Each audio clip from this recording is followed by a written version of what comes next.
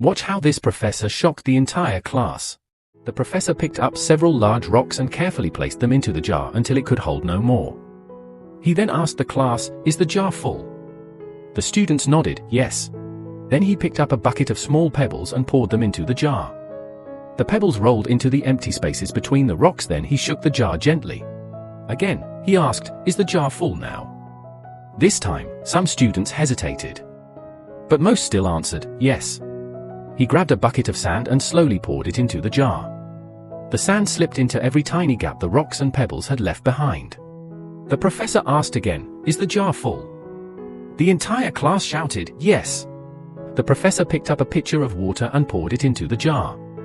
The water flowed through the sand until there was no space left. The professor looked at his students and said, "This jar represents your life. The rocks are the most important things. Your family, your health, your faith, your character, and the people you love. If everything else disappeared, these things would still make your life meaningful. The pebbles represent important things like your job, education, business, and possessions.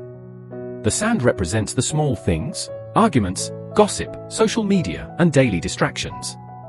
The water represents everything else that fills your time. What's the lesson?